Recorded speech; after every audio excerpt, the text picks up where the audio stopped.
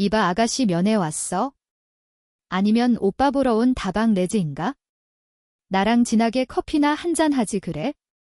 강원도 철원군 서면 살을 파고드는 칼바람이 휘몰아치는 육군 제3보병사단 백골부대 위병소 앞은 삭막했다.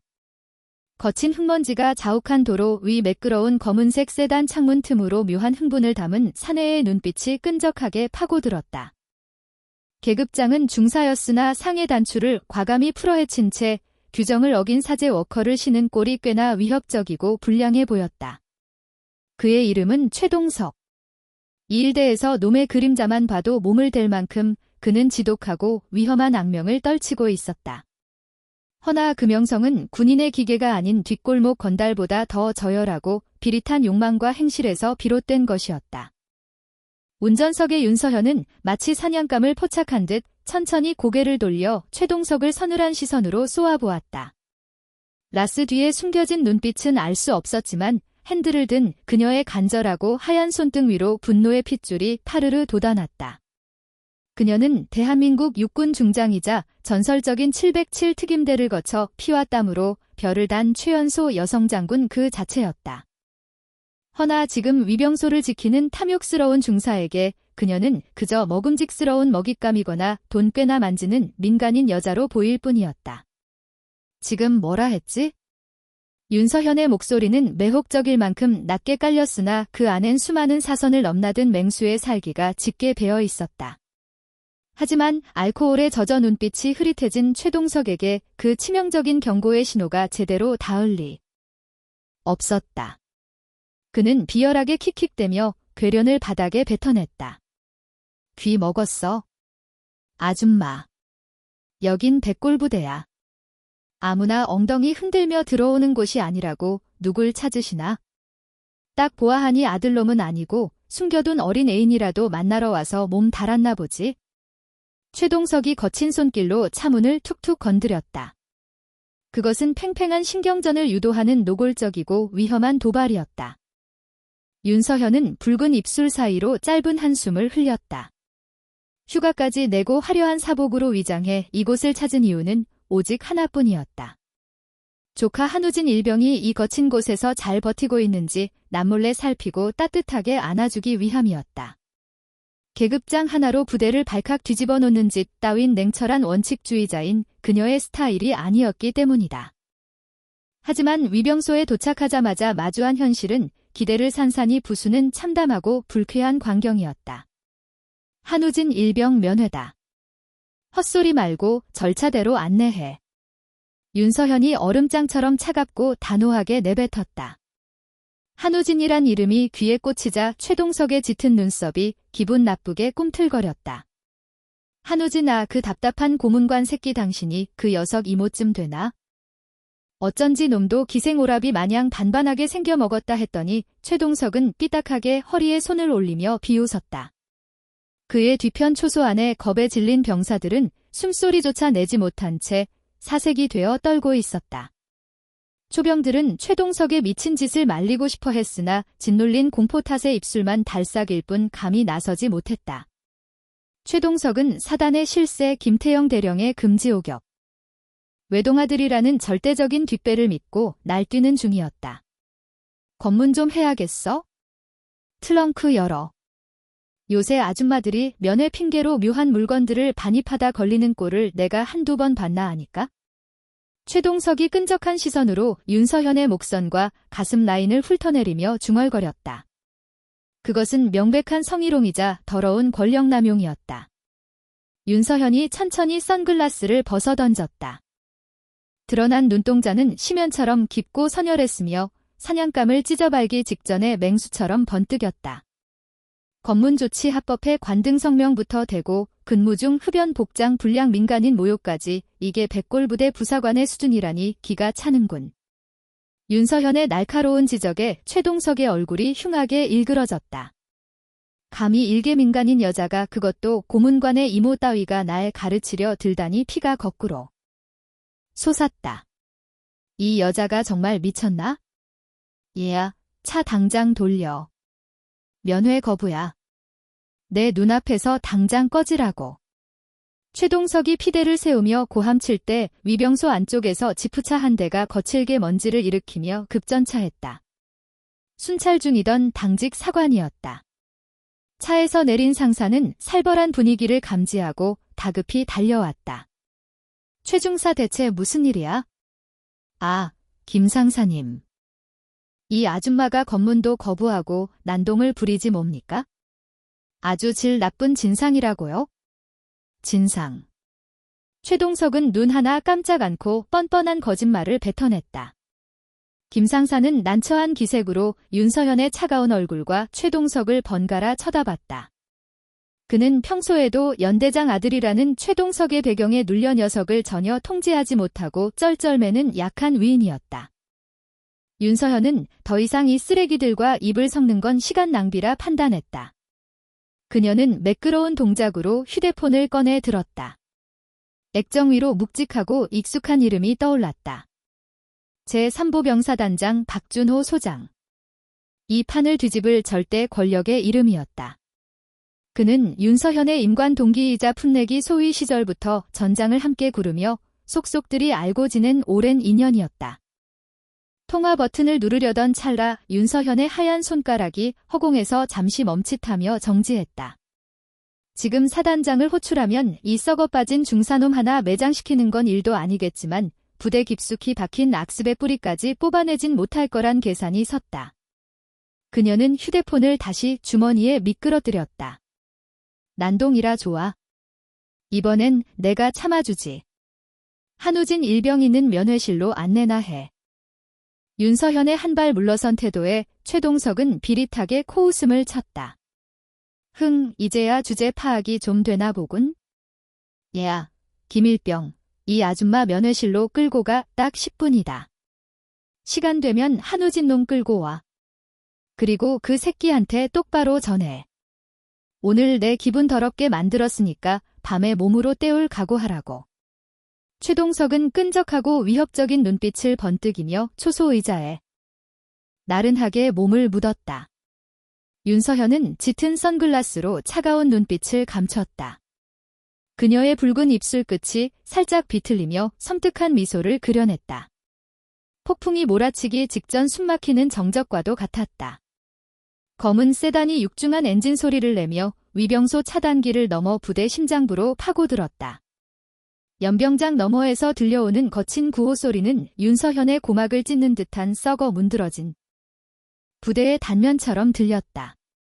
그녀가 들어선 면회실은 시신 안치소처럼 서늘하고 음산한 기운이 감돌았다. 낡은 가죽 소파와 닫힌 창에는 검은 곰팡이와 남성들의 땀냄새가 묘하게 섞여 있었다.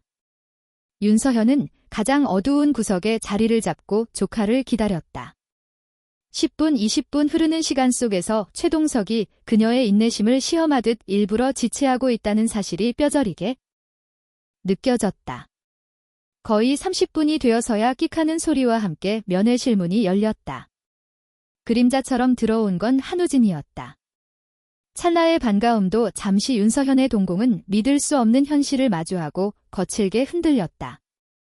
조카의 몰골은 처참함을 넘어 기괴했다. 칼줄 못 잡힌 군복 위로 드러난 가녀린 손목과 목덜미엔 누군가 거칠게 움켜쥔 듯한 시퍼런 멍자국이 독사처럼 감겨 있었다. 빛이 없는 얼굴과 초점 잃은 눈동자. 생기 넘치던 우진의 영혼은 이미 산산조각 난 듯했다. 우진아. 윤서현이 떨리는 숨을 토해내며 다가서자 우진은 마치 짐승을 본 듯 훌쩍거리며 뒷걸음질 쳤다. 공포에 질린 그 본능적인 거부 반응에 윤서현의 심장이 바닥으로 곤두박질 쳤다. 도대체 얼마나 끔찍한 짓을 당했기에 혈육의 손길마저 거부하는 걸까? 앉아. 괜찮아.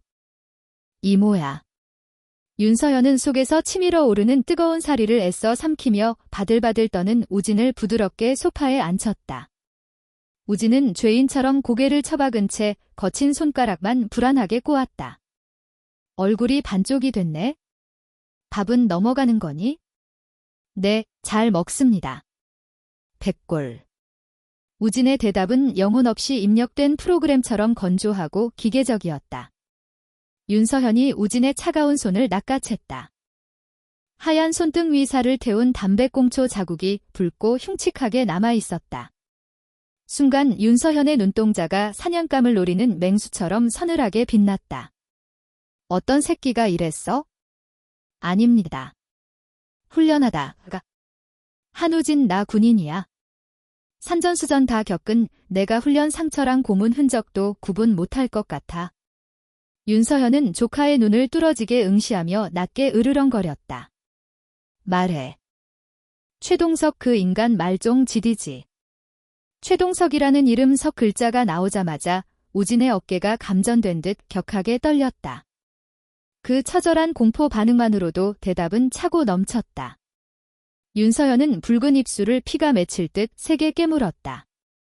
위병소에서 마주쳤던 최동석의 그 뱀 같은 미소와 우진의 지워지지 않은 살갗이 머릿속에서 교차했다. 우진은 한참 동안 입술을 달싹이다 마침내 억눌러왔던 비명을 토해내듯 그간의 지옥을 털어놓기 시작했다. 목소리는 위태롭게 흔들렸다. 최중사는 이 부대의 왕이에요. 장교들도 그 사람 눈치만 봐요. 아버지가 연대장이라 아무도 건드리지 못해요. 우진의 입에서 흘러나온 부대의 실상은 썩어 빠진 권력의 악취가 진동하는 충격 그 자체였다. 최동석은 병사들의 피 같은 월급을 갈취해 유흥비로 탕진했다. 밤이면 운전병들을 은밀히 불러내 자신의 자가용을 몰게 했고 쾌락을 찾아 유흥가를 제집 드나들듯 했으며 은밀한 시중 속에서 조금이라도 거슬리면 인격을 짓밟은 폭언과 무자비한 구타가 뒤따랐다. 지난주엔 우리 엄마 아니 이모 얘기를 꺼내면서 입에 담기도 역겨운 성적인 모욕을 했습니다. 탐탁치 않아 한마디 했더니 하극상이라며 그 어두운 창고로 끌고 가서 우진은 그때의 공포가 되살아난 듯 말을 잇지 못하고 오열했다. 윤서현은 떨고 있는 조카의 등을 부드럽게 쓸어내리며 차가운 사리를 다졌다. 손길은 다정했지만 윤서현의 눈동자는 영하의 기온처럼 싸늘하게 식어 있었다. 이건 단순한 가혹행위 따위가 아니었다. 썩어 빠진 권력이 만들어낸 군대의 뿌리까지 갉아먹는 추악한 범죄였다. 신고는 마음의 편지 같은 시스템이 있잖아. 3번이나 썼어요. 피를 토하는 심정으로. 하지만 소용없었습니다. 그 연대장이란 작자가 모든 증거를 덮어버렸어요. 오히려 내부 고발자만 색출당해서 배신자 낙인 찍히고 지옥 같은 괴롭힘만 더해졌어요. 저도 그래서 연대장 김태영 아비가 자식의 목줄을 채우긴커녕 권력이라는 사료를 먹여 괴물을 키우고 있었다. 윤서현은 주먹을 부들부들 떨며 꽉 쥐었다. 날카로운 손톱이 손바닥 살을 파고들어 핏방울이 맺혔지만 끓어오르는 분노의 고통조차 느껴지지 않았다. 우진아, 미안하다. 이모가 너무 늦게 알아버렸어. 아닙니다. 얼굴 본 것만으로도 살 것 같아요. 근데 이모 제발 최중사 자극하지 마세요. 이모 가시고 나면 저 진짜 쥐도 새도 모르게 죽을 수도 있어요. 우진의 목소리에 절박한 생존 본능이 묻어났다. 공포에 질려 애원하는 우진의 눈동자가 윤서현의 잠자던 전투 본능을 일깨웠다. 이건 잔질까 이르거나 경고 따위로 끝낼 수준이 아니었다. 피해는 피 확실한 응징만이 답이었다. 썩어 문드러진 살은 도려내야만 새 살이 돋는 법이다. 아주 잔혹하고 철저하게. 걱정 마. 내 군인으로서의 명예를 걸고 약속하마. 다시는 그따위 쓰레기가 내 조카에게 손가락 하나 못 대게 만들 거야. 그때 쾅 하고 면회 실문이 부서질 듯 열렸다. 야, 한우진 시간 끝났어. 안 튀어나오냐? 최동석이 악취를 풍기며 난입해 짐승을 다루듯 거칠게 우진의 멱살을 틀어쥐었다. 우진이 단말마 같은 비명을 지르며 질질 끌려갔다. 윤서현이 스프링처럼 튀어올랐다. 그녀의 눈에서 불꽃이 튀었다. 이게 뭐 하는 짓이지? 아직 시간 남았어. 당장 그 손 놓지 못해. 시끄러워. 아줌마. 여긴 군대야. 상급자가 까라면 까는 곳이라고. 최동석은 우진의 귀에 대고 소름 돋는 목소리로 속삭였다. 그리고 너 아까 경고했지? 오늘 밤 기대해라. 아주 뜨겁게 놀아줄 테니까.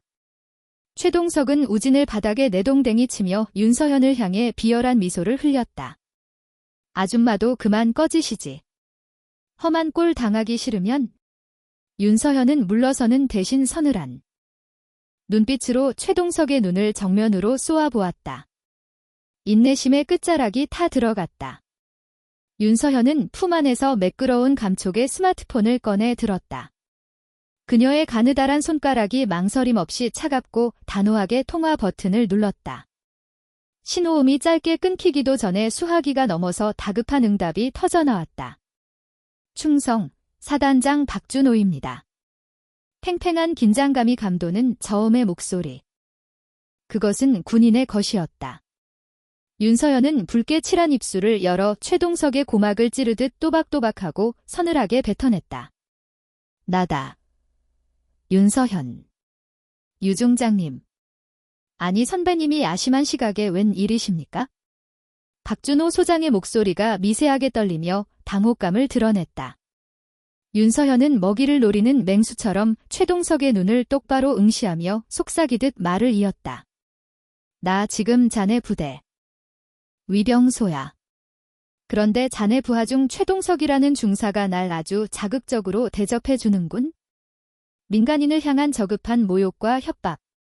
그리고 병사를 짓밟은 가혹행위까지 아주 볼만하더군. 윤서현의 낯칡한 고발에 최동석의 얼굴이 공포로 흉하게 일그러졌다. 장군. 선배. 최동석의 뇌리에 혼란이 스쳤다. 수화기 너머의 명령은 냉혹했다. 지금 당장 위병소로 튀어와. 복장은 전투복. 군장은 필요 없지만 마음의 준비는 단단히 해야 할 거야. 내 목숨 걸이 달린 일이니까. 내 조카가 그리고 자네의 어린 부하들이 짐승만도 못한 놈의 욕망 아래 유린당하고 있었으니까. 윤서현은 차가운 미소를 머금은 채 통화를 끊어버렸다. 면회실 안에는 숨막히는 침묵만이 끈적하게 감돌았다. 최동석은 초점이 풀린 눈으로 눈앞에 아름답고도 위험한 여자를 멍하니 바라볼 뿐이었다. 너 지금 누구한테? 내가 믿는 그 뒷배가 얼마나 하찮은지, 그리고 내가 건드린 여자가 얼마나 무서운 존재인지 뼈저리게 느끼게 해줄게.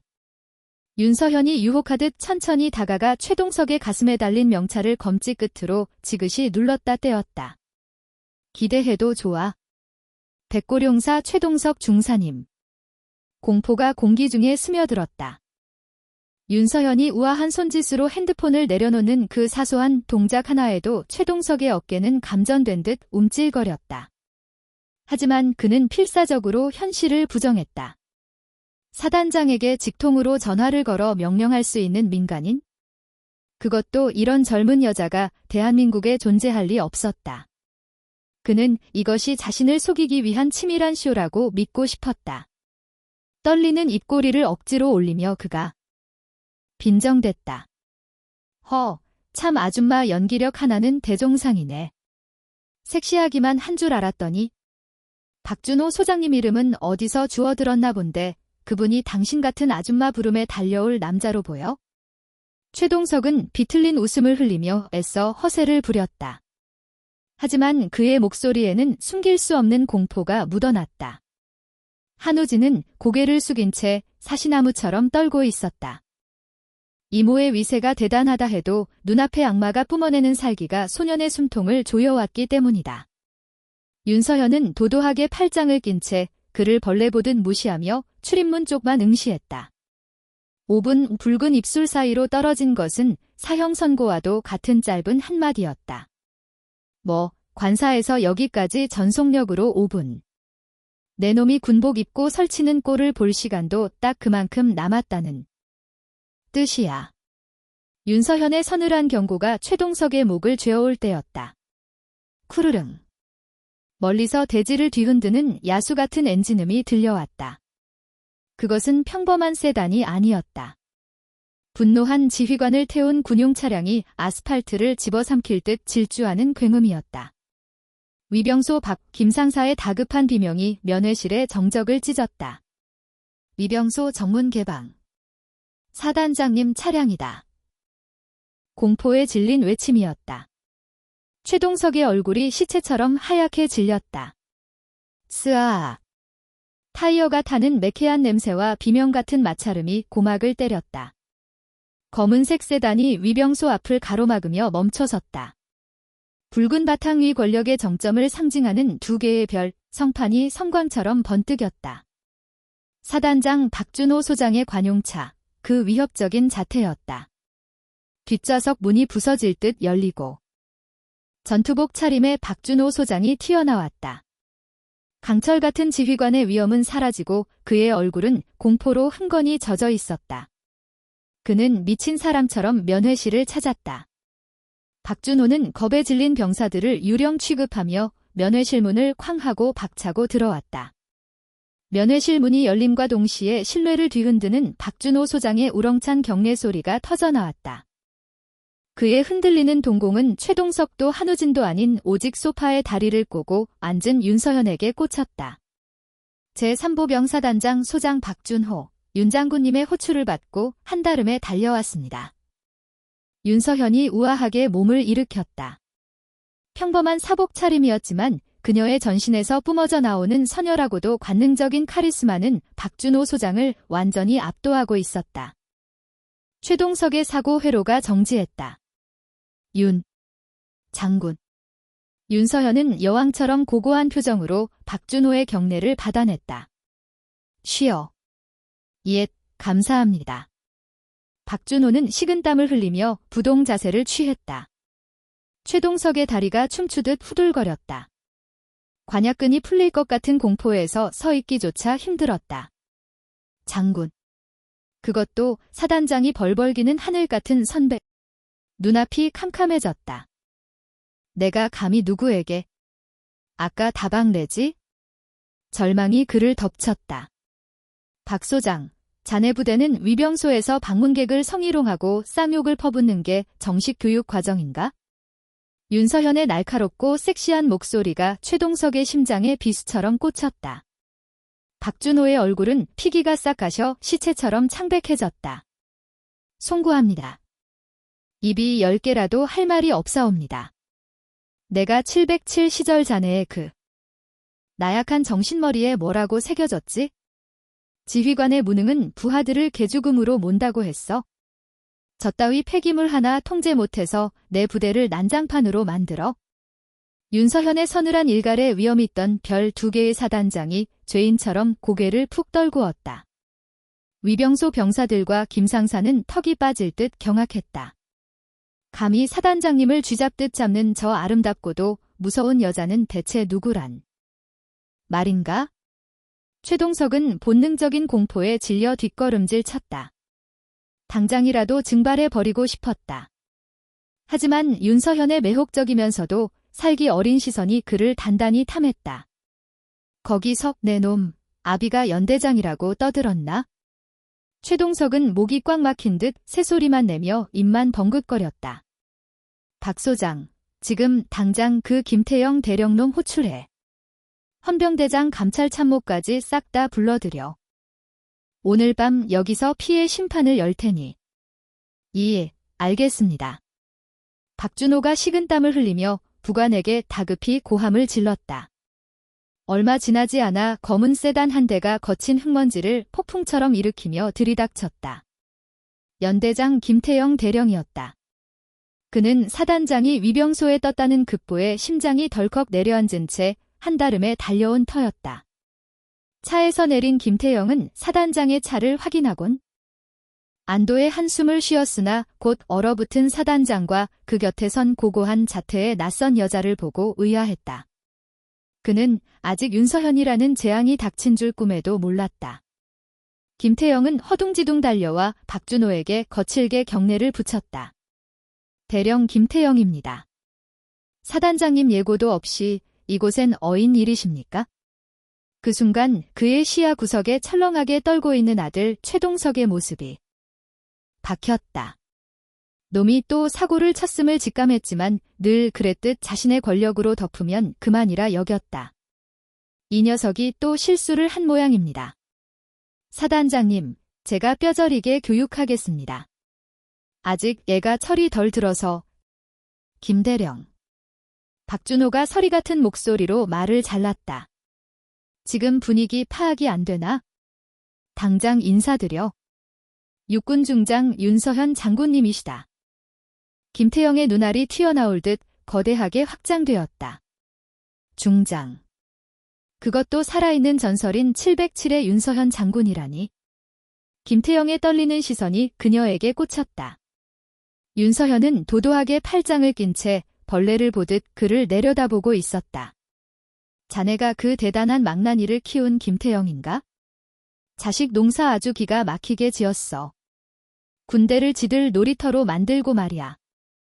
김태영의 등골을 타고 식은땀이 뱀처럼 흘러내렸다. 이건 단순한 징계로 끝나지 않을 재앙이었다. 사단 본부 대회의실. 평소 작전 열기로 뜨거웠을 공간은 지금 숨소리조차 들리지 않는 무거운 정적에 짓눌려 있었다. 상석엔 윤서현이 여왕처럼 자리했고 그 곁엔 박준호가 돌처럼 굳은 얼굴로 앉아 있었다. 맞은편엔 김태영과 최동석 부자가 죄수처럼 나란히 서 있었거든. 뒤엔 헌병들이 포승주를 준비한 채 사냥개처럼 대기 중이었다. 윤서현은 하얀 손가락으로 탁자 위에 서류를 아주 천천히 신경을 긁는 소리를 내며 넘겼다. 감찰 참모가 낱낱이 파헤친 최동석의 추악한 비리들이었다. 재밌어. 아주 흥미진진해. 최동석 중사, 윤서현이 입꼬리를 살짝 올리며 서류 한 장을 흔들어 보였다. 병사들 피 같은 월급 빼앗아서 유흥비로 3천만 원. 넘게 탕진.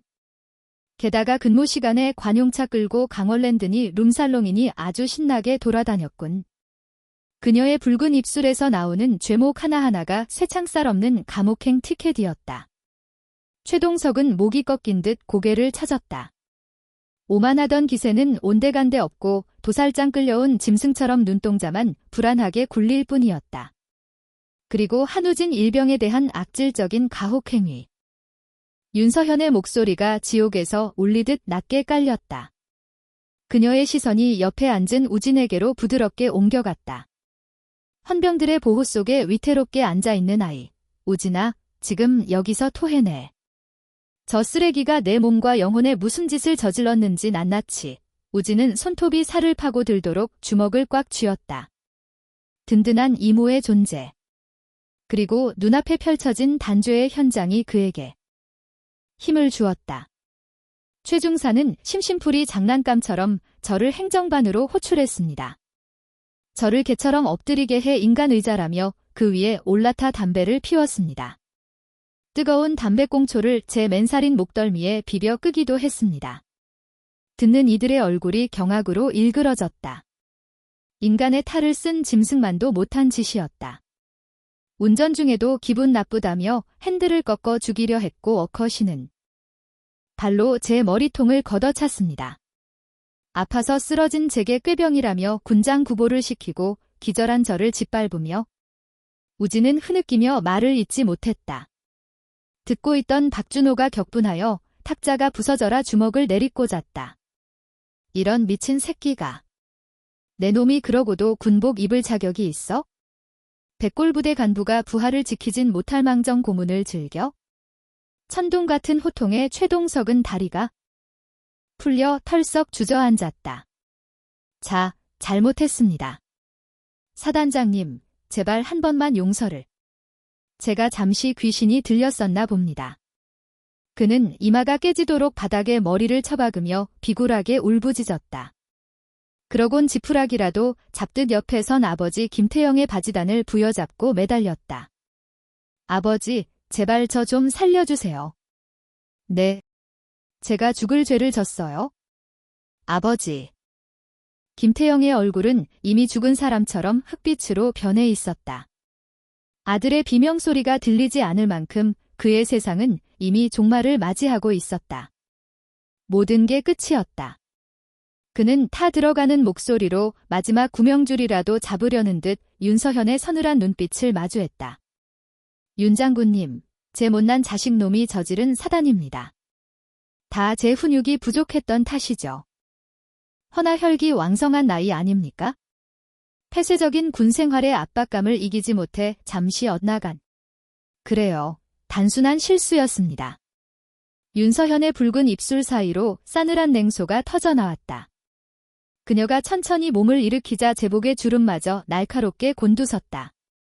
김대령, 방금 그 입으로 실수라 짓거렸나? 한 인간의 영혼을 난도질하고 신성한 의무를 짊어진 남의 귀한 자식을 밤새 놀이개처럼 부린 게 고작 실수라고? 그녀가 김태영의 코앞으로 유려하게 미끄러져 다가갔다. 정적을 찢는 또각또각 구두굽 소리가 마치 심장박동을 조여오는 듯 뇌청거리면서도 공포스럽게 울려 퍼졌다. 당신의 그 비열한 침묵이 저 녀석을 식인귀로 키웠어. 수사에 올라온 피 묻은 소원서를 당신 손으로 전부 태워버렸더군. 그건 애간장 염려하는 부성애 따위가. 아니야. 추악한 범죄 은닉일 뿐. 윤서현은 김태영의 흔들리는 동공 앞에 가늘고 긴 손가락 3개를 우아하게 펼쳐 보였다. 첫째, 직권남용. 둘째, 증거인멸 교사. 셋째, 군형법상 특수 가혹행위 방조. 그녀가 하얀 손가락을 하나씩 접을 때마다 마치 보이지 않는 족쇄가 채워지는 듯 김태영의 거대한 어깨가 초라하게 쪼그라들었다. 이건 단순히 계급장 떼는 걸로 끝나지 않아. 당신과 그 아들 나란히 군사법원 포토라인에서 플랫이 세례를 받게 해주지. 파멸의 선고가 내려지자 김태영 대령의 다리에서 힘이 빠져나갔다. 그는 마치 끊어진 인형처럼 휘청이더니 죄인인 아들 옆에 비참하게 무릎을 꿇었다. 장군님 제발. 부디 자비를 베풀어 주십시오. 제 청춘을 다 바친 군대입니다. 제발 명예로운 전역만이라도. 연금줄이 끊기면 제 가족은 길바닥에 나앉았습니다. 김태영은 콧물까지 흘리며 애원했다. 부대에서 무소불위의 권력을 휘두르며 폭군처럼 굴러대던 자의 모습이라곤 믿기 힘든 역겨울 정도로 비굴한 추였다. 그러나 윤서현의 아름다운 얼굴은 차가운 조각상처럼 미동조차 없었다. 명예. 당신들이 짓밟아버린 내 조카. 그리고 피눈물 흘린 경사들의 명예는 어쩔 셈이지? 군인의 품격은 어깨 위의 별이 아니라 헌신에서 나오는 섹시함이야. 당신들은 그 고귀한 자격을 이미 시궁창에 버렸어. 윤서현이 등 뒤 어둠 속에 대기하던 헌병대장에게 날카로운 눈짓을 보냈다. 김철수 중령. 예, 장군님. 지금 즉시 최동석 중사를 구속하고 김태영 대령을 긴급 체포해. 내가 지적한 혐의는 물론 놈들의 몸에서 나올 먼지 한 톨까지 털어서 검찰로 넘겨. 그녀의 명령은 거부할 수 없는 절대적인 힘을 품고 있었다. 명 받들겠습니다. 굶주린 늑대처럼 헌병들이 달려들어 두 부자의 손목에 차가운 수갑을 채웠다. 철커덕. 소름 끼치는 금소금이 공간을 갈랐다. 이거 놔. 으아. 아빠. 아빠. 최동석이 짐승처럼 울부짖었지만 거구해. 헌병들에게 짓눌려 짐짝처럼 끌려나갔다. 영혼이 빠져나간 듯 축 늘어진 김태영 대령도 함께였다. 쾅 하고 육중한 문이 닫히자 그들의 처절한 비명은 시멘트 속으로 사라졌다. 윤서현은 뜨거운 한숨을 토해내며 의자에 깊숙이 몸을 묻었다. 하얀 손끝이 미세하게 떨리고 있었다. 끓어오르는 분노를 억누르느라 온몸의 감각이 예민하게 곤두선 탓이었다. 박준호 사단장이 그녀의 눈치를 살피며 조심스레 다가왔다. 장군님, 심려를 끼쳐드려 송구합니다. 부하 단속을 못한 제 불찰입니다. 저 또한 어떤 처벌이든 달게 받겠습니다. 박 소장, 자네의 속죄는 이 사건을 티끌 하나 없이 투명하게 처리하는 거야? 그리고 우리 우진이를 포함해 상처 입은 병사들 전원 심리치료 지원하고 원한다면 부대 이동까지 완벽하게 조치해. 윤서현의 단호한 지시에 박준호는 허리를 깊이 숙였다. 명심하겠습니다. 목숨을 걸고 완수하겠습니다. 윤서현의 시선이 옆에 앉은 한우진에게 머물렀다. 그는 여전히 닫힌 문을 멍하니 응시하며 방금 일어난 게 꿈인지 생시인지 분간하지 못하는 눈치였다. 윤서현이 한우진의 떨리는 어깨를 부드럽게 그리고 따뜻하게 감싸 안았다. 그녀의 체온이 전해지자 긴장이 풀리듯 아이의 몸이 조금은 누그러졌다. 이제 다 끝났어, 우진아. 그 누구도 널 건드리지 못해. 내가 널 지킬 거니까? 한우진이 젖은 눈으로 윤서현을 올려다 보았다. 그렁그렁하던 눈물이 뺨을 타고 투명한 보석처럼 흘러내렸다. 이모, 고마워요. 정말 감사합니다. 우진은 윤서현의 포근한 품에 얼굴을 묻고 아이처럼 엉엉 울음을 터뜨렸다. 지옥 같았던 시간 동안 억눌러왔던 서러움이 툭 터지듯 쏟아져 나왔다. 윤서현은 조카의 등을 다독이며 창밖으로 시선을 돌렸다. 차가운 겨울바람에 거칠게 펄럭이는 태극기가 제빛 하늘 아래 유독 선명하게 다가왔다. 고름 짜는 상처는 쓰라리겠지만 썩은 살을 도려낸 그 자리에 비로소 붉고 건강한 새 살이 차오를 준비를 마친 듯 했다. 하지만 이것은 시작에 불과했다. 거대한 군 조직의 그림자 속에 숨죽이고 있을 또 다른 괴물들과의 전쟁은 어쩌면 지금부터가 진짜 시작일지도 몰랐다. 가자. 우리 우진이 배고프지? 이모가 아주 근사한 저녁 사줄게. 윤서현이 한우진의 손을 꽉 잡고 일으켜 세웠다. 멀어지는 그녀의 뒷모습은 강철처럼 단단하고 매혹적이었다. 한편 최동석과 김태영이 호송차에 짐짝처럼 실려나간 직후 연대는 벌집을 쑤셔놓은 듯 아수라장이 되었다. 영원할 것 같았던 권력의 바벨탑이 단 1시간 만에 처참하게 무너져 내렸다는 충격적인 사실이 부대 전체를 강타했다. 하지만 그 전율은 공포가 아닌 짜릿한 카타르시스로 바뀌어 가고 있었다.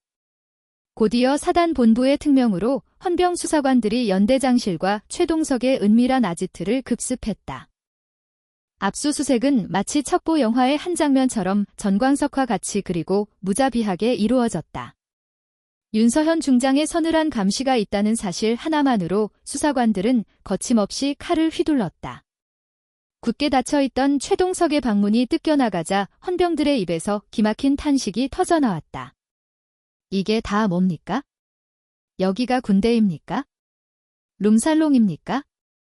좁은 방 안은 온갖 사치품과 불법적인 물건들로 가득 차 있어 탐욕의 창고를 방불케 했다. 어두운 조명 아래 병사들의 피갑으로 샀을 고가의 전자제품과 명품 시계가 어지럽게 흩어져 있었다. 방 한 구석엔 독한 양주 냄새와 섞인 묘한 향수 냄새가 진동했고 서랍 속 깊은 곳에선 은밀한 거래가 적힌 붉은 장부가 그 추악한 속사정을 드러냈다. 이거 상상 이상으로 썩어 빠졌군요. 수사관이 장부를 넘기는 손끝이 미세하게 떨렸다. 같은 시각 차가운 공기가 감도는 연대장실에서도 숨겨왔던 더러운 욕망의 증거들이 쏟아지듯 쏟아져 나오고 있었다. 아들의 추잡한 비리를 덮기 위해 조작된 수사기록과 상급 부대를 기만하는 허위 보고서들이 적나라하게 드러났다. 김태영 대령은 단순한 부정을 넘어 자신의 영달과 탐욕을 채우기 위해 거대한 거짓에 성벽을 쌓아 올리고 있었던 것이다. 윤서현은 사단장실의 긴장된 공기 속에서 날카로운 눈빛으로 실시간 보고를 받고 있었다. 그녀가 내뿜는 서늘한 압박감에 박준호 소장은 죄인처럼 고개를 숙인 채 붉어진 얼굴을 감히 들지 못했다. 송구합니다. 등잔 밑이 어둡다더니 제 휘하에서 이런 추악한 일이 벌어질 줄은. 떨리는 목소리에 윤서현은 붉은 입술을 굳게 다물고 차잔을 내려놓았다. 얼음장처럼 차가운 목소리가 공기를 갈랐다. 몰랐다는 말 너무 무책임하게 들리지 않나? 지휘관이 부대를 장악하지 못했다는 치욕적인 증거니까? 자책은 나중에 해. 지금은 썩어 문드러진 환부를 도려내는 게 우선이야. 그녀의 시선이 창밖의 흐린 하늘을 꿰뚫듯 향했다. 연병장엔 불안과 기대가 뒤섞인 표정의 병사들이 무리지어 모여 수군거리고 있었다. 피해 병사들 전수조사는? 윤서현의 물음에 참모가 집답했다. 내 감찰 장교들이 은밀하게 중대별로 침투해 진술을 확보 중입니다. 최동석과 김태영이 사라지자마자 억눌려 있던 증언들이 댐 무너지듯 터져나오고 있습니다. 실제로 그랬다. 보복의 공포 속에 숨죽여 살던 병사들은 그들을 짓누르던 검은 그림자가 거치자 비로소 떨리는 입술을 열고 진실을 토해냈다. 생활관 곳곳에선 참아왔던 울분과 뜨거운 눈물이 뒤엉켜 흘렀다. 특히 한우진이 머물던 내무반의 공기는 화약꽃처럼 뜨거웠다. 헌병의 호의 속에 짐을 챙기러 온 우진을 보자 동료들은 마치 구원자를 맞이하듯 격정적으로 몰려들었다. 최동석의 서늘한 감시 아래 숨죽이며 우진이 짓밟히는 걸 지켜봐야만 했던 선임병들의 눈빛엔 죄책감이 가득했다. 우진아, 몸은 좀 어때? 맞상병님이 떨리는 손길로 어깨를 짚으며 물었다. 우진은 담담한 표정으로 그를 마주보며 고개를 끄덕였다. 네, 견딜 만합니다. 미안하다. 정말 미안해. 힘없는 내가 비겁하게 숨어서 너 당하는 걸 보고만 있었어. 최중사 그 인간이 나도 너무 무서워서. 상병의 눈가엔 맺혀있던 뜨거운 눈물이 주르륵 흘러내렸다. 최동석은 우진을 철저히 고립시키라. 명했고 이를 어기면 살이 떨어지는 가혹행위로 보복했었다. 서로를 의심하고 증오하게 만드는 것. 그것이 최동석이 왕국을 유지하는 잔인하고도 교묘한 지배 방식이었다. 하지만 공포의 사슬이 끊어지자 얼어붙었던 전우애가 다시금 피어올랐다. 아닙니다. 최준영 상병님. 상병님도 지옥 같았다는 거 압니다. 이제 긴 악몽이 끝났습니다. 우진의 말에 내무반의 병사들이 자석에 이끌리듯 모여들어 서로의 체온을 나눴다. 누군가는 흐느꼈고 누군가는 깊은 안도의 숨을 내뱉었다. 지옥 같았던 생활관에 비로소 따스한 빛이 스며드는 가슴 벅찬 순간이었다. 반면 헌병대 취조실은 차가운 냉기만이 감돌았다. 포승줄에 결박된 채 의자에 거칠게 앉혀진 최동석은 여전히 주제 파악을 못한 채 짐승처럼 악을 쓰고 있었다. 야, 이 개자식들아, 내가 누군지 몰라? 우리 아버지가 연대장이야. 사단장님하고 형동생 하는 사이라고. 당장 안 풀어. 내가 나가는 순간 너희들은 다 제대도 못하고 끝장이야.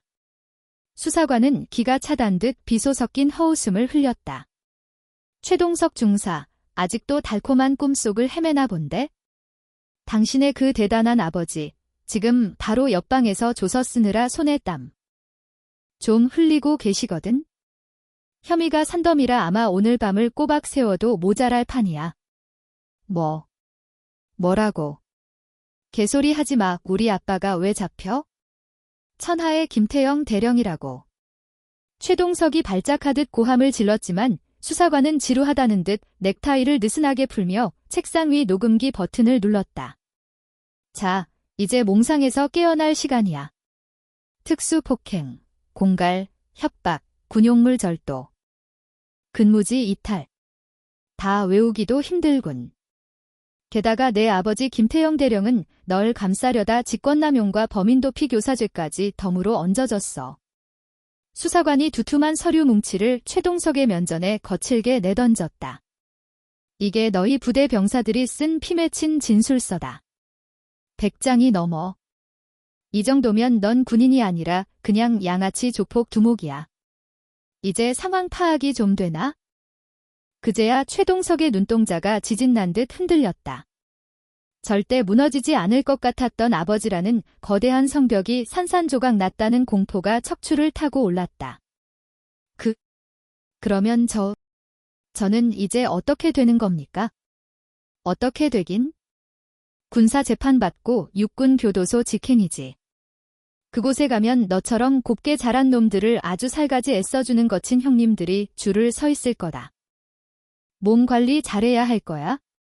수사관의 비수 같은 말에 최동석은 고개를 떨구고 짐승 같은 신음과 함께 흐느꼈다. 하지만 그건 피해자들에 대한 사과가 아니었다. 오직 자신의 추락과 다가올 고통이 두려워 흘리는 지극히 이기적인 악어의 눈물이었다. 옆방의 공기는 더욱 무거웠다. 김태영 대령은 입을 굳게 다문 채 묵비권으로 버티고 있었다. 하지만 그 뻔뻔한 침묵도 오래가지 못했다. 또각또각 구두 소리와 함께 윤서현이 직접 취조실에 문을 열고 들어왔기 때문이다. 육중한 철문이 열리고 윤서현이 등장하자 김태영은 감전된 듯 자리에서 벌떡 일어났다. 윤 장군님. 앉아. 지금 내 경례 따위 받을 군 아니니까? 윤서현은 매혹적이면서도 위압적인 자태로 맞은편 의자에 다리를 꼬고 앉아 그를 내려다 보았다. 그녀의 시선은 김태영의 욕망과 죄악을 발가벗길 듯 뜨겁고도 선열했다. 김대령, 침묵으로 숨길 수 있는 건 아무것도 없어. 이미 너를 털어놓은 증거는 완벽해. 내 은밀한 금고 깊숙이 숨겨둔 그 더러운 장부. 대체 누구의 피를 빨아 만든 돈이지? 김태영의 얼굴이 공포로 파랗게 질렸다. 가장 내밀한 치부까지 들킬 줄은 꿈에도 몰랐던 것이다. 그 붉은 장부 속엔 부대의 고혈을 짠 횡령 내역과 아들의 죄를 덮으려 업체들과 거래한 추악한 뇌물의 흔적이 적나라하게 박제되어 있었다. 그건 오해. 내가 경고했잖아. 제복의 긍지를 팔 자에게 구원은 없다고. 넌 그저 눈먼 아비가 아니라 신성한 군대를 안에서부터 썩어 문드러지게 한 악성 종양이야. 윤서현은 우아하게 몸을 일으키며 파멸의 선고를 내렸다. 널 군 검찰의 먹잇감으로 던져줄게. 내 모든 권력을 동원해 숨통을 조일 테니 어디 비싼 변호사라도 구해서 발버둥 쳐봐. 물론 썩은 동화줄을 잡아줄 미친놈이 있을진 의문이지만. 그녀가 차갑게 돌아서자 김태영은 책상에 처박혀 짐승처럼 울부짖었다. 평생을 바친 영광이 검은 욕망 탓에 산산조각 나버린 비참한 최후였다. 밖으로 나온 윤서현은 폐부 깊숙이 차가운 공기를 들이마셨다. 철원의 겨울 하늘은 눈이 실릴 만큼 투명했다. 목, 귀에 익숙한 음성. 한우진이 헌병대 건물 밖에서 애틋한 눈빛으로 서 있었다. 고통이 거친 소년의 얼굴은 맑았다. 윤서현의 입술에 안도의 미소가 붉게 피어올랐다. 조사는 괜찮았어. 네, 예, 전부 털어놨어요. 수사관님들도 배려해 주셨고요. 그래, 정말 애썼다. 가서 긴장 좀 풀어. 휴가 처리해뒀으니 상담도 받고. 이모, 고마워요. 이모가 없었다면 전... 한우진이 감정에 북받쳐 입술을 깨물자 윤서현은 다가가 떨리는 어깨를 부드럽게 감싸 안았다. 군복 입은 남자는 우는 거 아냐? 더 강해져. 시련을 딛고 더 뜨거운 군인이 되는 것?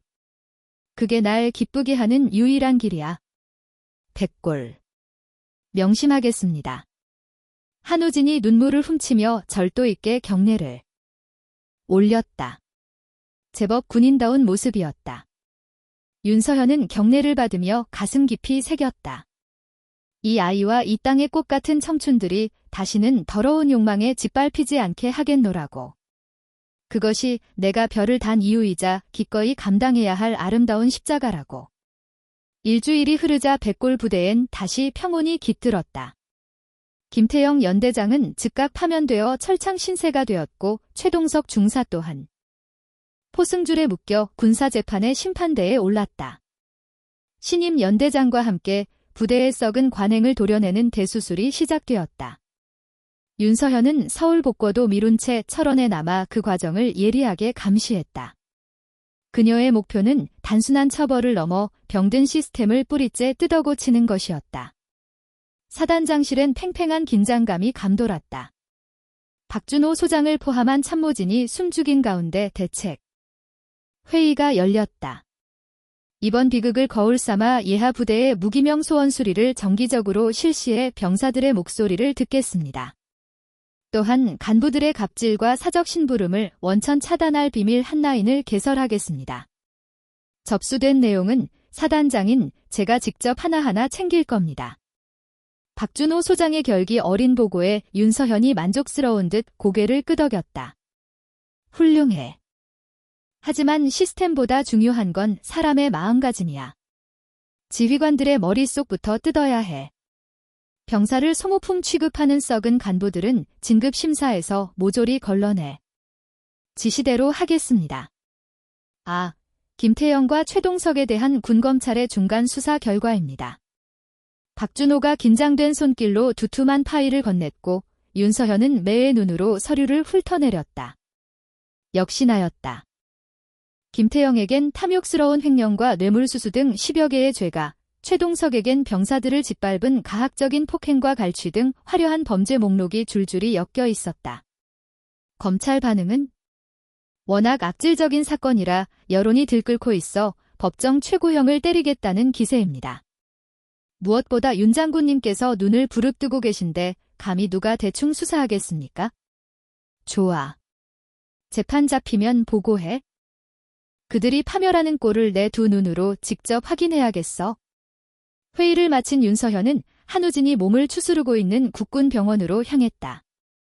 사건의 악몽 탓의 불면과 불안에 시달리던 한우진.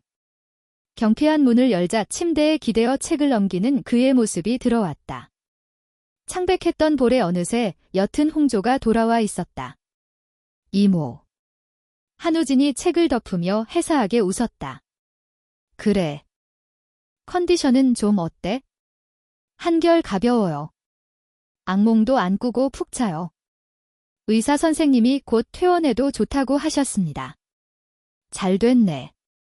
퇴원과 동시에 전출 신청을 넣어라. 트라우마가 남은 이곳은 너에게 독이야. 내가 힘 좀 써서 후방 군수사령부로 자리를 마련했어.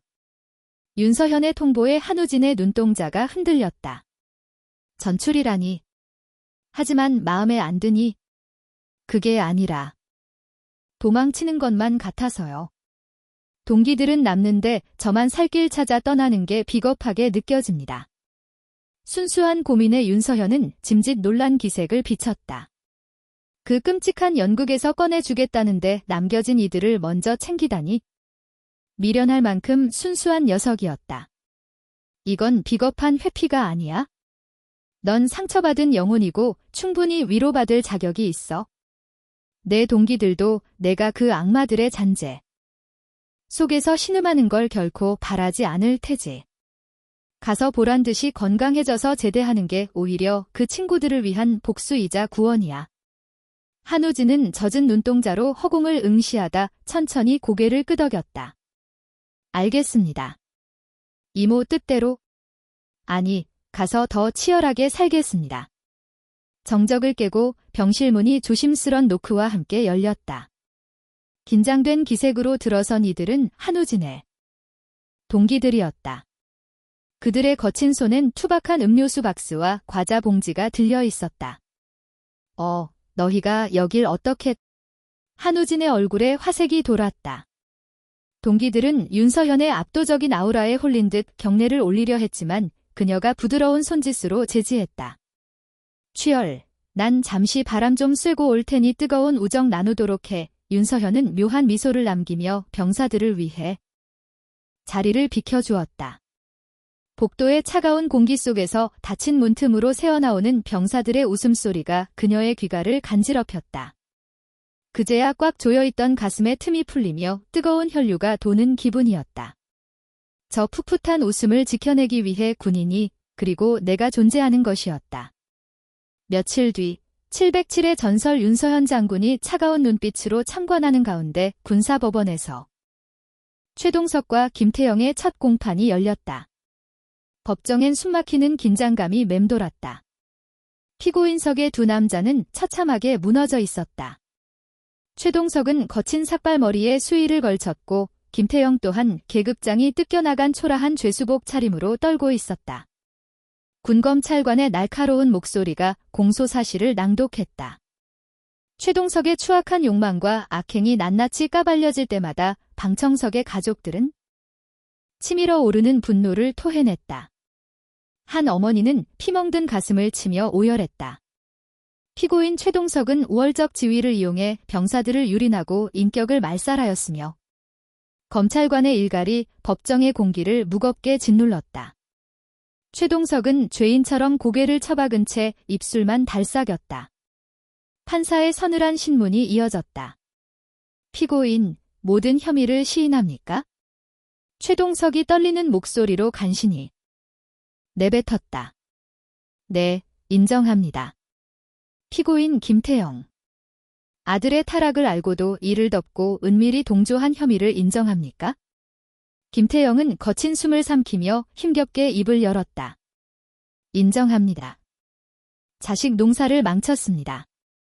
군인으로서 절대 건드려선 안 될 금단의 선을 넘었습니다. 재판은 거침없이 진행되었다. 드러난 증거들이 너무나 자극적이고 명백해 피고인들이 감히 혐의를 부인할 틈조차 없었기 때문이다. 검찰관은 최동석에게 징역 5년, 김태영에게 징역 7년을 구형했다. 군법정에선 보기 드문 중형이었다. 휴정 후 피고인들이 끌려나갈 때 윤서현은 우아하게 일어나 그들을 내려다보았다. 끌려가던 최동석이 훔쳐본 그녀의 눈빛. 그와 마주친 최동석의 눈동자는 원망 대신 본능적인 공포와 뒤늦은 후회로 젖어 있었다. 윤서현은 그 끈적한 시선을 당당히 받아쳤다. 죄 지은 자는 파멸한다. 그 짜릿하고도 명쾌한 진리가 완성되는 순간이었다. 법정을 나서는 윤서현의 힐소리는 경쾌했다. 그녀는 하늘을 향해 고개를 젖히며 깊은 숨을 삼켰다. 날카로운 겨울바람이 폐부 깊숙이 파고들었지만 그 감각조차 전율처럼 상쾌했다. 핸드폰 진동이 그녀의 허벅지를 간지렸다. 707 시절을 함께한 후배 장교였다. 충성, 장군님. 무용담 들었습니다. 정말 압도적이십니다. 후배들 사이에서 난리가 났습니다. 역시 살아있는 전설은 클래스가 다르다고요. 보통 사람이 당연한 정의를 세웠을 뿐이야. 아닙니다. 다들 쌓이며 덮였던 치부를 그리 통쾌하게 도려내 주시니 10년 묵은 체증이 내려갑니다. 언제 707 동기들과 뜨겁게 회식 한번 하시죠. 그래, 조만간 날 잡도록 해. 통화를 마친 윤서현은 미끈한 세단 뒷좌석에 몸을 묻었다. 운전병이 100m 앞을 눈치를 살폈다. 어디로 모실까요, 장군님? 서울로. 이제 내 왕도로 복구해야지. 차창 밖으로 철원의 황량한 풍경이 파노라마처럼 흘렀다. 백골부대의 강렬한 구호가 적힌 표지판이 시선을 붙들었다. 필사즉생 필생즉사. 죽음을 각오하면 살 것이고 살기를 다하면 죽는다. 그 비장한 맹세가 더럽혀지지 않도록 사수하는 건 남은 이들의 숙명일 테지. 윤서현은 나른하게 눈을 감고 시트에 기댔다. 어깨 위, 권위를 상징하는 별 3개가 오늘따라 묵직한 중량감으로 그리고 관능적으로 빛을 발하는 듯했다. 이것은 막이 내린 게 아니라 더 거대한 서막을 알리는 신호탄이었다. 김태영 대령과 최동석 중사가 구속된 후 백골부대는 폭풍전야처럼 기이한 평온을 되찾았다. 허나 썩은 뿌리가 뽑힌 흉터엔 여전히 잔뿌리들이 남아 탐욕스럽게 흙을 움켜쥐고 있었다. 김태영의 그늘 아래 기생하며 병사들의 고혈을 빨던 일부 간부들에게 이번 피해 숙청은 서늘한 공포인 동시에 끓어오르는 불만의 불씨였다. 특히 대대주임원사 마상구는 속이 뒤집혀 미칠 지경이었다. 김태영과 끈끈한 학연으로 얽혀부대 내 온갖 이권 사업의 뒷돈을 챙겨온 탐욕스러운 위인이었다. 최동석이 병사들을 유린할 때 킥킥대며 거들거나 구조 요청을 중간에서 낙장불입시킨 악질 중의 악질. 요즘 애새끼들 기가 살아서 아주 눈에 밟히는 게 없지? 감히 행정반 뒤편 어둑한 그림자가 내려앉은 흡연구역에서 마상구 원사가 짙은 담배 연기를 허공에 흩뿌리며 비릿한 미소를 흘렸다. 그 곁엔 최동석의 수종 노릇을 하던 하사 2명이 잔뜩 주눅든 채 마치 죄인처럼 눈치를 살피고 있었다. 맞습니다, 원사님.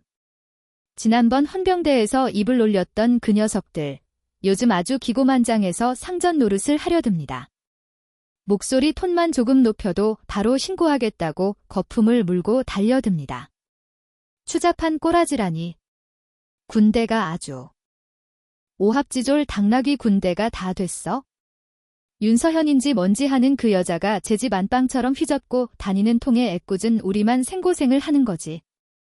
얘야, 너희들 명심해. 쏟아지는 소나기는 일단 피해야 살겠지만 그렇다고 쫄 필요는 없어. 어차피 그 여자는 곧 서울로 꺼질 테고 이 부대의 주인은 다시 우리가 될 테니까.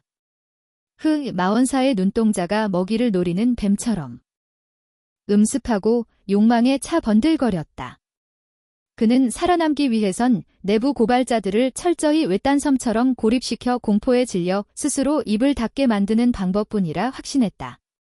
뜨거운 태양이 내리쬐는 오후, 연병장은 병사들의 거친 숨소리와 땀냄새로 진동하고 있었다. 마원사는 병사들을 불러 모았고 헌병대에서 입을 놀렸던 최준영과 그 분대원들을 먹잇감으로 점 찍었다. 동작 꼬라지 봐라. 밥 처먹고 그 힘을 침대 위에서만 쓰냐. 정신머리가 아주 썩어 문드러졌으니 전후 팔아먹는 짓거리나 하고 다니는 거 아니냐고? 마원사는 훈련이라는 가면을 쓴 가학적인 얼차려를 시작했다. 규정을 무시한 끝없는 PT 체조와 선착순 달리기에 병사들의 근육은 비명을 질렀고 입안에선 비릿한 단내가 진동했지만 마원사의 폭주는 멈추지 않았다. 똑바로 안 움직여? 너희가 그러고도 산내기 새끼들이냐? 배신자 놈들이라 그런지 끈기라고는 눈 씻고 찾아볼 수가 없어. 끈기가. 아주 더러운 배신자 근성만 남아서는. 배신자라는 그 말이 날카로운 비수처럼 병사들의 심장을 난도질했다. 최준영은 입술이 터지도록 깨물며 버텼지만 억울함에 눈시울이 붉게 달아올랐다.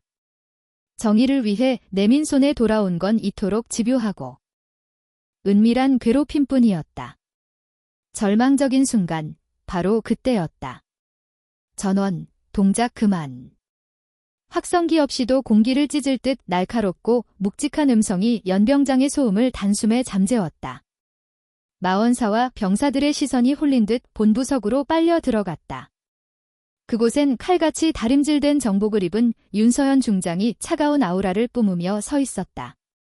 곁에는 박준호 사단장이 돌처럼 굳은 얼굴로 서 있었다.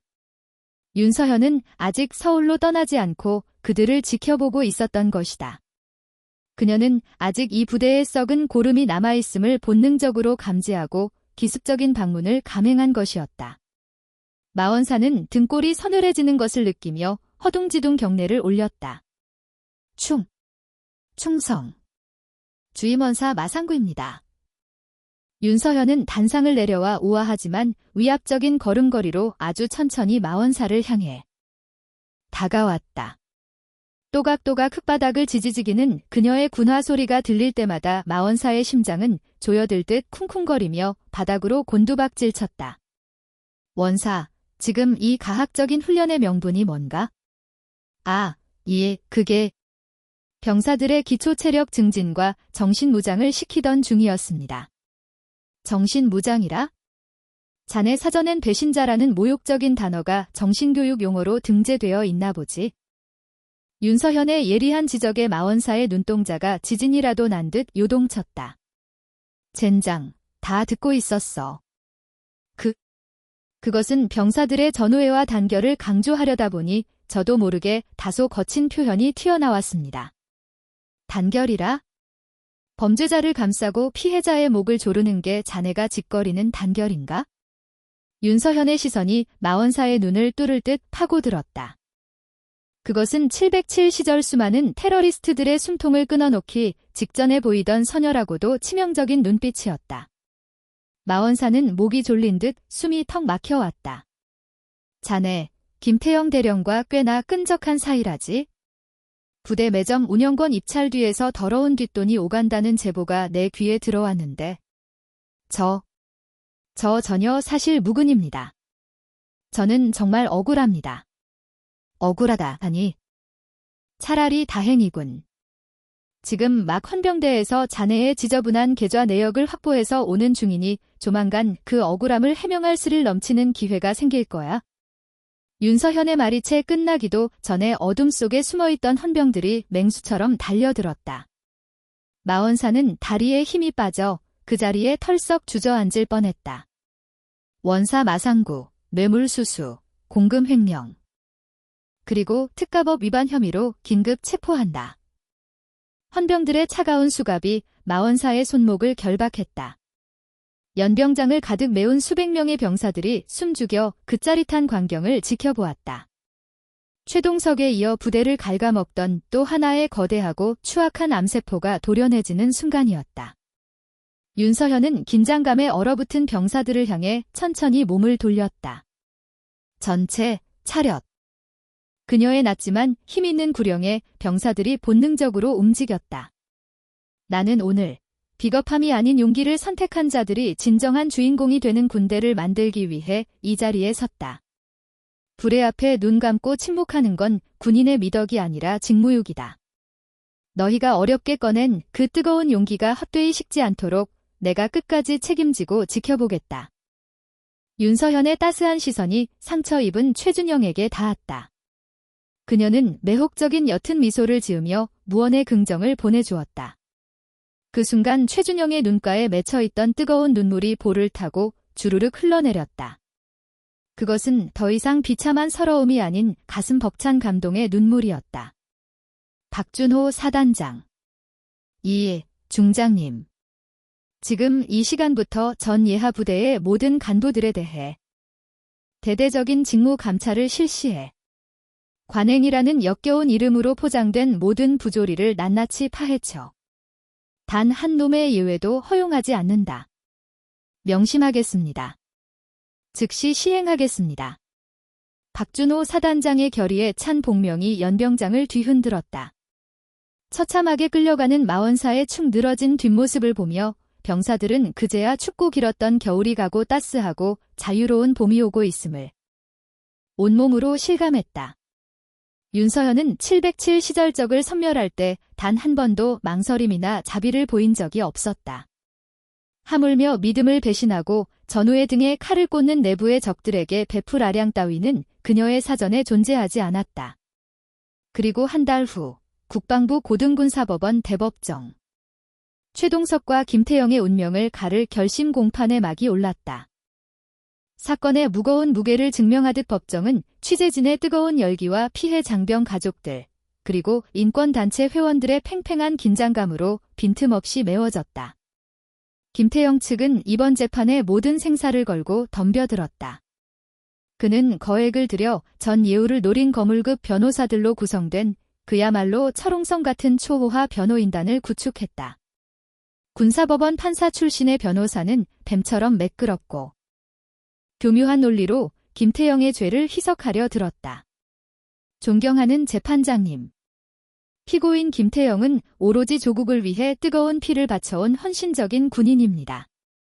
아들의 빗나간 일탈에 대해 뼈 아픈 도의적 책임은 통감하고 있으나 이를 조직적으로 은폐했다는 검찰 측의 자극적인 주장은 지나친 비약입니다.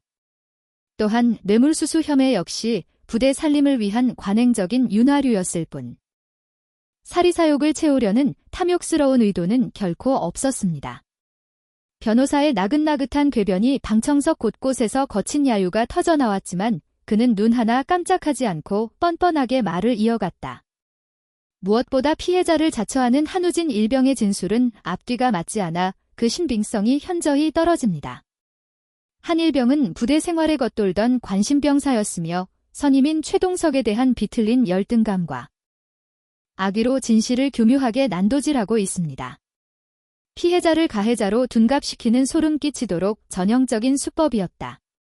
방청석 맨 앞줄, 우진의 어머니가 가슴을 쥐어뜯으며 피를 토하듯 오열했다. 증인석의 우진은 주먹을 으스러지라 쥐고 사시나무처럼 떨었다. 끔찍했던 그날의 촉감과 공포가 척추를 타고 다시금 기어오르는 듯 했다. 검찰관이 다급히 반박하려 했으나 변호사의 언변은 너무나 매끄러웠고 재판의 흐름은 위태롭게 흔들리고 있었다. 판사들조차 김태영의 화려한 견장과 변호인의 논리에 매혹된 듯 시선이 기울고 있었다. 바로 그때 정적을 깨는 목소리가 들렸다. 추가 증거 제출을 허가해 주십시오. 법정의 무거운 공기를 가르며 뒤쪽 문이 열렸고 윤서현이 당당하게 걸어 들어왔다. 몸에 딱 붙는 정복 차림의 그녀는 묘한 긴장감을 자아내는 서류 봉투와 USB를 손에 든 채였다. 법정 안의 모든 시선이 자석에 이끌리듯 그녀의 압도적인 존재감에 쏠렸다. 재판장이 안경을 고치며 물었다. 증인은 누구십니까? 대한민국 육군 중장 윤서현입니다. 본 사건의 최초 고발자로서 피고인들의 추악한 민낯을 까발릴 결정적인 증거를 가져왔습니다. 윤서현의 등장에 여유롭던 김태영의 얼굴은 순식간에 핏기 없이 창백하게 질려버렸다. 변호사가 다급히 자리에서 일어나 이의를 제기했다. 재판장님, 사전에 채택되지 않은 증거입니다. 절차상 명백한 진실을 밝히는 것보다 더 중요한 절차가 어디 있습니까? 윤서현이 일갈했다. 이것은 피고인들이 증거를 인멸하기 직전 극적으로 확보한 따끈따끈한 원본입니다. 윤서현은 재판장의 허락을 구할 새도 없이 검찰관에게 증거를 넘겼다. 검찰관은 홀린 듯 즉시 USB를 스크린에 연결했다. 거대한 화면에 영상이 재생되었다. 은밀한 앵글로 포착된 김태영 연대장의 집무실 내부 CCTV였다. 영상 속 김태영은 마상구 원사와 끈적한 음모를 꾸미고 있었다. 마 원사, 이번에 헌병대 놈들 들이닥치면 말이야. 장부 구멍은 잘 메꾸고 한우진이 그 새끼는 정신병자로 몰아가야 해. 군의관 놈한테 언질 줬으니 진단서 하나 끊어놓으라고 해. 걱정 마십시오, 연대장님. 아래 것들 입단속은 확실히 시켰습니다. 죽은 놈은 말이 없는 법이죠. 적나라한 대화 내용에 법정이 얼어붙었다. 조작된 관심병사 프레임의 실체가 만천하에 드러나는 순간 변호사는 턱이 빠질 듯 경악했다. 그리고 이건? 윤서현이 서류 뭉치를 높이 쳐들었다.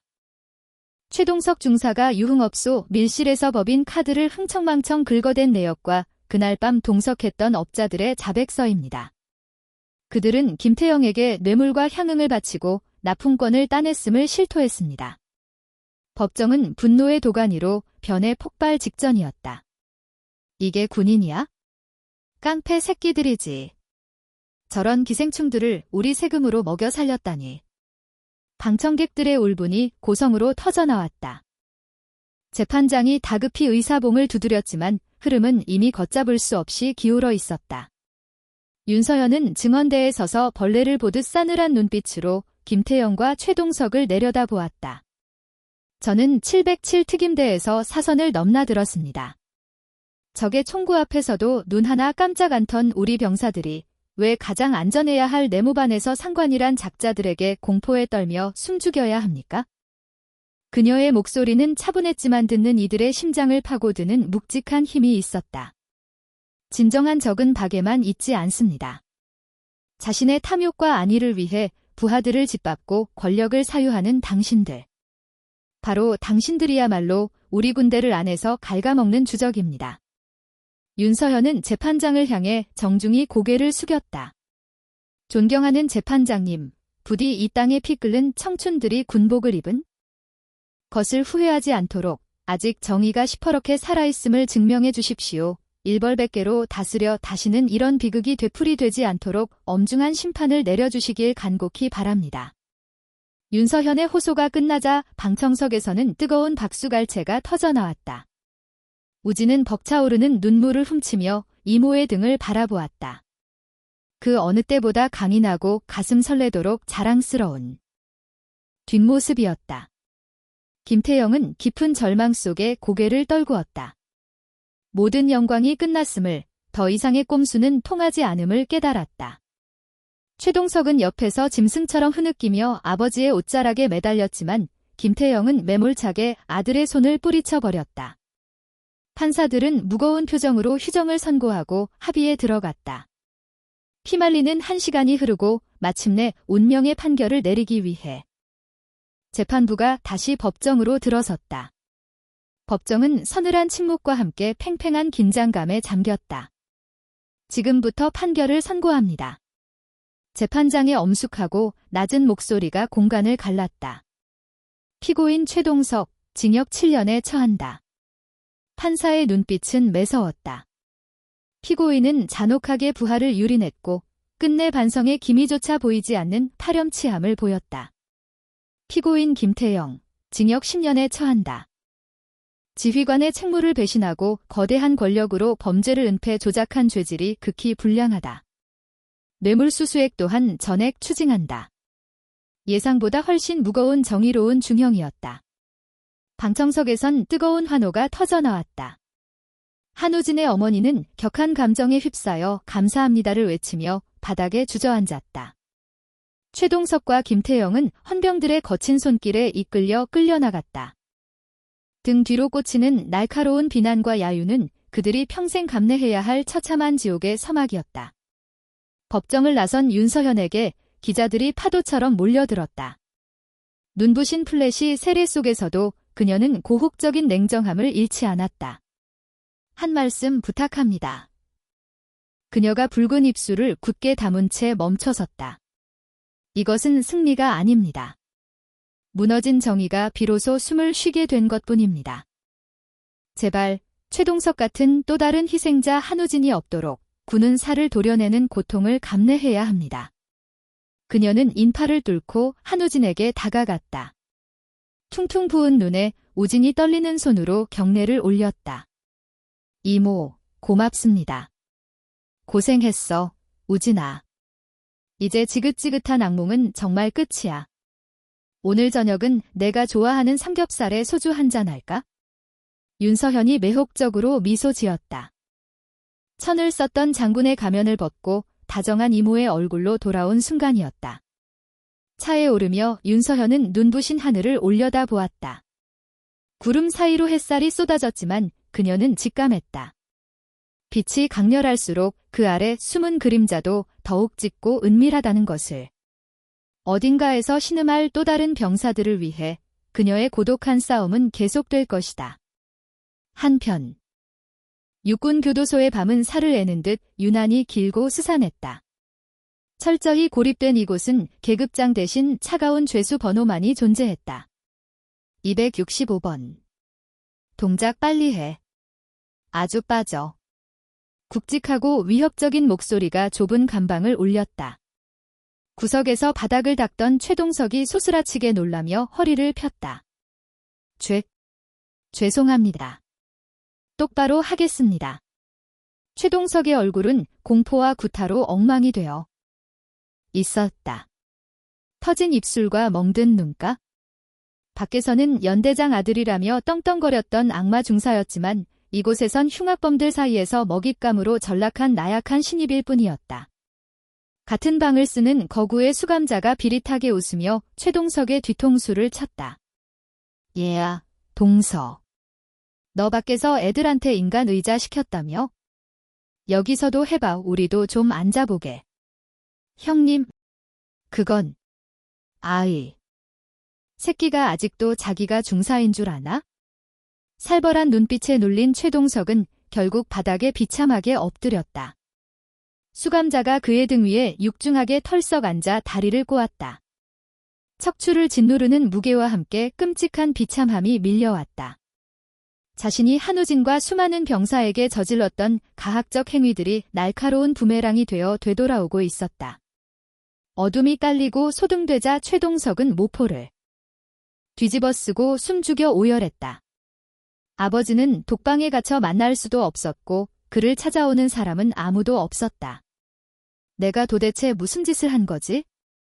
생경한 후회의 감정이 가슴을 쳤다. 권력의 그늘에 숨어 타인을 짓밟으며 느꼈던 그 짜릿한 쾌감은 결국 파멸을 부르는 허상이었다. 한우진이 흘렸던 절망의 눈물. 병사들의 공포에 질린 눈빛이 주마등처럼 스쳤다.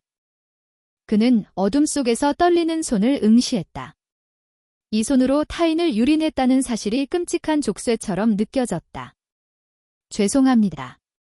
정말 죄송합니다. 허공에 흩어지는 사과였지만 최동석은 밤새도록 몸을 떨며 참회의 눈물을 쏟아냈다. 그것은 너무 늦어버린, 하지만 비로소 짐승에서 인간이 되어가는 고통스러운 과정이었다. 한편 백골 부대에는 싱그러운 변화의 바람이 불고 있었다. 한우진이 부대를 떠나는 날, 짐을 챙겨놓은 그의 뒤로 중대원들이 아쉬운 듯 우르르 따라 나왔다. 예전 같으면 관심병사라며 손가락질했겠지만 지금의 공기는 완전히 달랐다.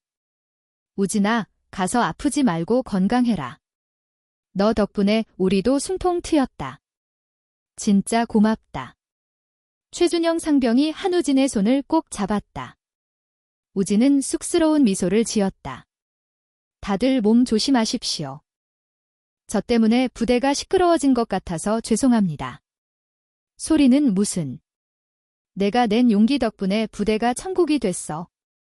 쓸데없는 집합도 사라지고 주말엔 완전히 쉰다.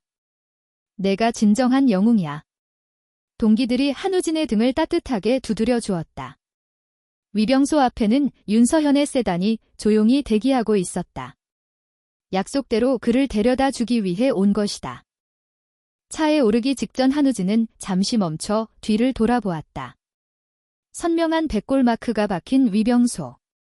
그토록 끔찍해 도망치고만 싶었던 지옥이었지만 막상 떠나려니 가슴 한구석이 묘하게 저려왔다. 그는 위병소와 그곳에 남은 전우들을 향해 마지막 거수 경례를 올렸다. 백골. 우진의 목소리에는 더 이상 한 줌의 두려움도 묻어있지 않았다. 차 안에서 윤서현이 대견한 눈빛으로 한우진을 바라보았다. 기분이 어때? 시원섭섭합니다. 그래도 이모 덕분에 포기하지 않고 끝까지 버텼습니다. 그래, 장하다. 부산의 낯선 바닷바람이 내 상처를 씻어줄 거야. 그곳의 안락한 시설과 부드러운 공기 속에서 지난날의 악몽은 털어버리고 남은 시간을 영화처럼 근사하게 장식하렴. 네, 명심하겠습니다. 그리고 이모. 저 최동석 중사를 용서하기로 했습니다. 윤서현의 미간이 날카롭게 좁혀졌다. 그녀의 눈빛에 스친 건 순수한 충격이었다. 용서라니. 그자가 내 몸과 영혼에 새긴 짓을 벌써 잊은 거니? 그 흉터는 제 살에 영원히 남아있겠죠. 하지만 증오라는 뜨거운 불덩이를 품고 사는 건 저를 더 지치게 만들 뿐입니다. 재판장에서 무너져 내리던 그 남자의 초라한 눈물을 보니 이제 그만 제 가슴속 감옥에서 그를 풀어주고 싶어졌습니다. 차 안에는 무거운 침묵과 엔진 소리만이 감돌았다. 윤서현은 핸들을 든 손에 힘을 주며 훌쩍 커버린 조카의 내면을 느꼈다. 대견하구나, 한우진. 적을 베는 것만이 군인의 승리가 아니란다. 너의 그 뜨거운 포용력이야말로 진정한 정복이다. 내가 사무치게 자랑스럽다. 차는 차가운 철원을 뒤로 하고 따스한 남쪽으로 미끄러져 내려갔다. 차창 밖겨울 풍경조차 낭만적으로 보였다. 그렇게 1년이 흘렀다. 계절이 순환하여 다시 매서운 바람이 불어왔지만 부산의 바닷바람에 섞인 묘한 설렘은 철원의 칼바람과는 확연히 다른 온도를 품고 있었다. 부산 군수사령부 행정반의 실세. 한우진 병장님, 식사 추진하러 가시지 않으세요? 신병의 우렁찬 목소리가 행정반을 울렸다. 능숙한 손놀림으로 문서를 저장하고 일어선 한우진의 어깨와 가슴에는 분대장의 녹색 견장이 훈장처럼 빛나고 있었다. 그래, 이동하자. 오늘 메뉴가 뭐지? 매콤한 제육 볶음입니다. 입맛 도는데? 어라. 김민우. 우진의 시선이 구석진 곳에 웅크린 후임에게 꽂혔다. 그늘진 얼굴, 잔뜩 위축된 어깨. 마치 과거의 자신을 거울로 보는 듯한 아리따운 기시감이 들었다. 아, 아닙니다. 별일 아닙니다. 별일 아니긴. 아까 김상병한테 영혼까지 털리는 거 다 봤다. 따라와. 우진은 녀석의 축 처진 어깨를 단단히 감싸 안았다. 형이랑 매점 가서 화끈하게 냉동 과일 파티나 하면서 스트레스 좀 풀자. 끔찍했던 과거의 고통을 되물림하지 않기 위해. 우진은 후임들에게 연인처럼 다정하고 형처럼 든든한 존재가 되어주었다. 부조리의 사슬을 끊는 건 거창한 개혁이 아니라 곁에 있는 전우의 눈빛을 읽어주는 세심한 스킨십에서 시작됨을 뼈저리게 알기 때문이었다. 식당으로 향하던 중 행정관의 굵직한 목소리가 우진을 붙잡았다. 한 병장, 면회다. 면회요. 이 먼 부산까지 올 사람이 없는데. 고개를 갸우뚱하며 면회실 문을 연 순간 우진의 입가에 환한 미소가 번졌다. 그는 연인을 만난 듯 설레는 표정으로 달려갔다. 이모. 세련된 사복 차림의 윤서현이 다리를 꼬고 앉아 있었다. 특유의 압도적인 카리스마 속에 숨겨진 고혹적인 미소가 조카 앞에서만 무장 해제되었다. 우리 조카, 이제 남자의 향기가 물씬 풍기는데? 병장 계급장이 날개라도 된 것처럼 때깔이 아주 좋아. 이모야말로 미모가 여전하시네요. 바쁘실 텐데 여긴 어쩐 일이세요? 인근 부대 강연차 왔다가 보고 싶어서 못 견디고 왔지? 내 새끼 밥은 굶고 다니나 해서. 서현은 정성스레 싼 3단 도시락과 달콤한 간식들을 테이블 위에 펼쳐놓았다. 우진은 젓가락을 들며 아이처럼 들뜬 표정을 지었다. 오늘 제육볶음 나온 데서 잔뜩 기대했는데 이모 도시락 보니 짬밥 따윈 눈에도 안 들어오네요.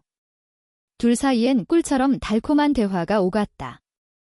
신이 나서 무용담을 늘어놓는 우진을 보며 서현은 가슴 깊은 곳에서 차오르는 따스한 안도감을 즐겼다. 혹시 최동석 씨 소식 들으셨어요? 우진이 은밀하게 운을 뗐다. 최동석 그 작자 얘기는 갑자기 왜? 얼마 전 제게 편지가 한 통 도착했거든요. 차가운 교도소 담장 안에서 보낸 것이더군요. 우진은 주머니 깊숙한 곳에서 손때 묻은 편지 봉투를 꺼내 들었다. 한우진 병장에게. 나 최동석이다. 염치불구하고 떨리는 손으로 편지를 들었다. 좁은 독방에서 매일 밤 너를 생각한다. 내 영혼에 새겨버린 고통들을 뼈아프도록 후회하고 있다. 아버지 또한 모든 욕망을 내려놓고 깊은 침묵 속에서 참회 중이시다. 내가 나를 용서하지 않아도 좋다. 평생 저주를 퍼부어도 달게 받겠다. 다만 미치도록 미안했다는 말 한마디는 꼭 전하고 싶었다. 부디 건강하게 잘 지내길 빈다. 죄송하다. 거칠고 비뚤어진 글씨체 사이사이로 뒤늦은 후회와 진심이 짙게 배어나오고 있었다. 윤서현은 편지를 내려놓으며 묘한 미소를 흘렸다. 이제야 짐승 껍데기를 벗고 사람이 됐네. 감옥밥이 헛되진 않았어. 내 찢어버리려다 읽었는데 막상 보고 나니 가슴을 짓누르던 돌덩이가 사라진 기분입니다. 이제야 악몽이 완전히 끝난 것 같아요. 그래. 용서는 타인을 위한 자비가 아니라 너 스스로를 구원하는 열쇠란다. 참 잘했다. 짧았던 만남의 시간이 끝나고 이별의 순간이 다가왔다. 윤서현은 아쉬움을 뒤로 한 채 부대 정문 앞까지 우진과 나란히 걸었다. 우진아. 네, 이모. 윤서현의 간절한 손길이 우진의 어깨에 단 태극기 패치를 부드럽게 쓸어내렸다. 난 707 시절 압도적인 힘만이 정의라 믿었다. 적의 숨통을 끊고 승리를 쟁취하는 것만이 군인이 존재하는 이유라고 생각했었지. 하지만 널 보며 깨달았어. 진정한 강함이란 약자를 감싸 안고 비틀린 것을 바로 잡을 수 있는 용기에서 피어난다는 걸. 그녀의 깊은 눈동자가 우진의 영혼을 꿰뚫듯 응시했다. 넌 전설이라 불리던 나보다 훨씬 위대하고 훌륭한 군인이다. 남은 복무기간 다치지 말고 영화 주인공처럼 멋지게 저녁 신고해라. 이모가 가장 먼저 달려와 화려한 꽃다발을 걸어줄 테니. 우진의 눈가가 뜨겁게 달아올랐다. 그는 한 걸음 물러서서 그 어느 때보다 절도 있고 각 잡힌 자세로 손을 올렸다. 충성. 중장 윤서현님께 대하여 경례. 충성. 윤서현이 멋지게 답례를 했다. 두 사람 사이로 찬란한 햇살이 축복처럼 쏟아져 내렸다. 차에 오른 윤서현은 백미러 속에서 점처럼 작아지는 우진을 오랫동안 놓지 못했다. 굳건하게 서 있는 그 실루엣이 마치 대한민국의 밝은 미래처럼 벅차게 다가왔다. 서울로 향하는 고속도로 위, 정적을 깨고 라디오 뉴스 앵커의 목소리가 흘러나왔다. 군 인권 개선을 위한 혁신적인 법안이 통과되었다는 속보였다. 그녀가 피땀 흘려 뿌린 작은 정의의 씨앗이 드디어 거대한 싹을 틔우기 시작한 것이다. 윤서현은 창문을 살짝 내렸다. 날카로운 바람이 뺨을 스쳤지만 그 감촉은 시리기는커녕 상쾌했다. 군인의 명예는 반짝이는 계급장이 아닌 국민의 뜨거운 믿음 속에 있다. 그녀는 마음속으로 묵직한 진리를 되뇌며 엑셀을 깊게 밟았다. 가야 할 길은 여전히 멀고 험했다. 허나 더 이상 고독하지 않았다. 보이지 않는 곳에서 묵묵히 어둠을 밝히고 있을 수많은 한우진들이 함께함을 알기에. 전설의 707, 윤서현의 차가 굉음을 울리며 힘차게 질주했다. 그녀가 지나간 자리 뒤로 티끌 하나 없이 맑고 푸른 하늘이 끝없이 펼쳐졌다.